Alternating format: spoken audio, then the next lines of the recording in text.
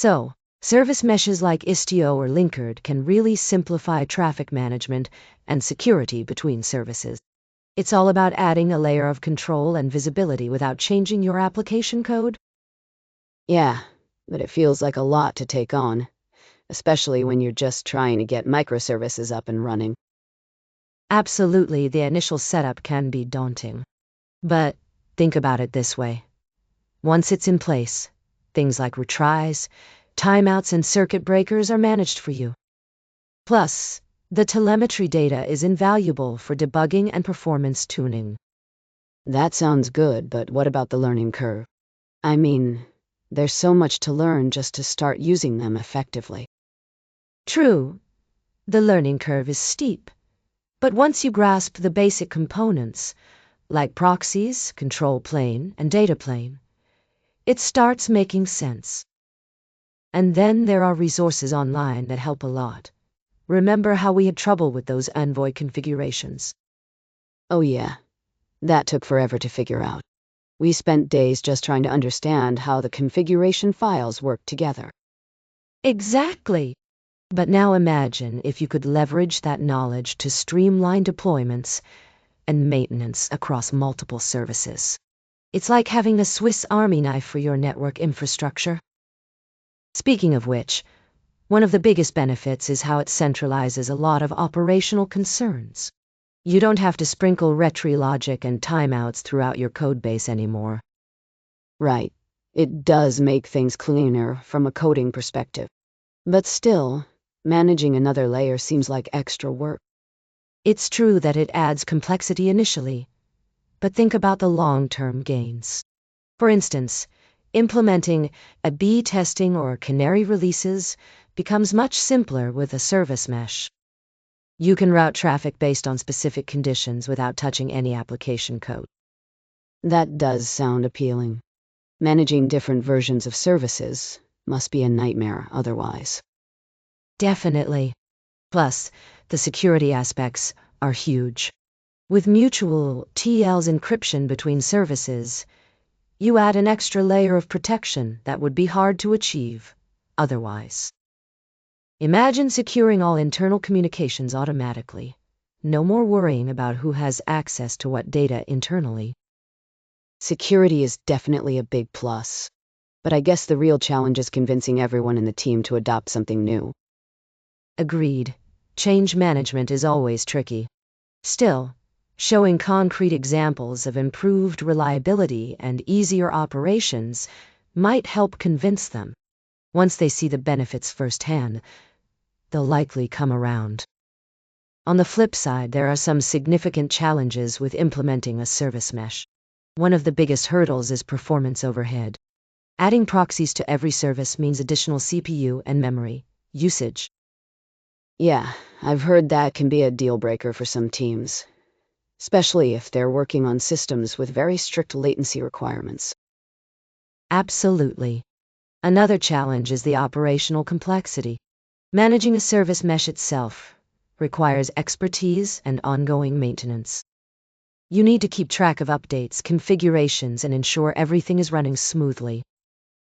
That sounds like quite a bit of overhead. How do teams typically handle that?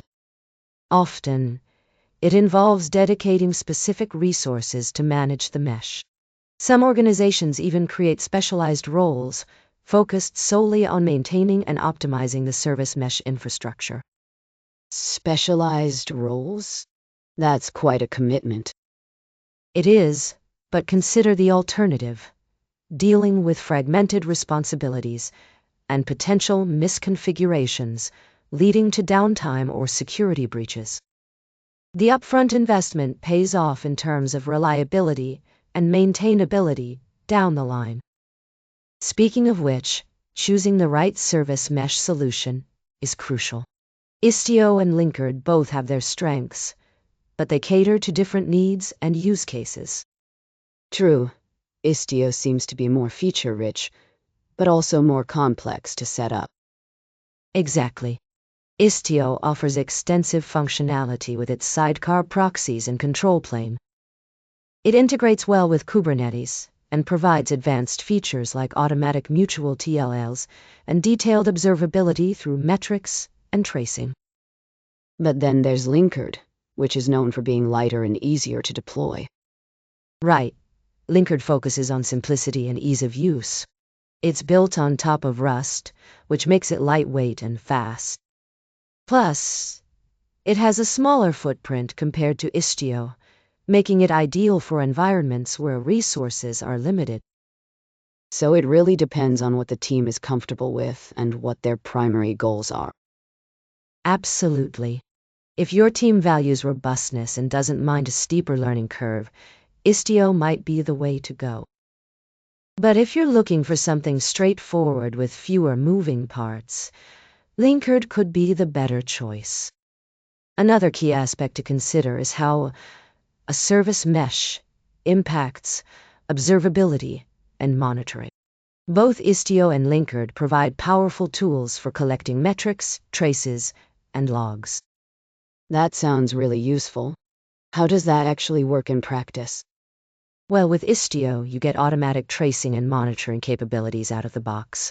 It integrates seamlessly with tools like Prometheus for metrics and Jagger for distributed tracing. This means you can visualize the flow of requests across services and pinpoint bottlenecks easily. That would definitely make troubleshooting much easier. Absolutely. And Linkerd isn't far behind either. It comes with built-in metrics collection and a web-based dashboard called Viz that provides real-time insights into your service mesh. This can be incredibly helpful for understanding the health and performance of your system. So, it seems like whichever solution you choose, you get a significant boost in visibility and diagnostics. Exactly. Enhanced observability helps you proactively identify issues before they become critical, making your system more resilient overall. Speaking of which, security is another critical aspect when it comes to service meshes. Both Istio and Linkerd offer robust security features, particularly around mutual TLS encryption. Mutual TLS sounds like a big deal. How does that work exactly? Essentially, mutual TLS ensures that all communication between services is encrypted and authenticated. Each service has its own certificate, and the proxy enforces secure connections by verifying these certificates. That sounds like a strong layer of protection against eavesdropping and man-in-the-middle attacks. Exactly. It's especially important in environments where services communicate over untrusted networks. Additionally, service meshes can enforce fine-grained access controls and policies, ensuring that only authorized services can communicate with each other. So, it's like adding an extra firewall at the service level. Precisely. This not only secures internal communications, but also helps in preventing unauthorized access and protecting sensitive data. Of course, setting up and managing these security features requires careful planning and regular updates to stay ahead of potential vulnerabilities.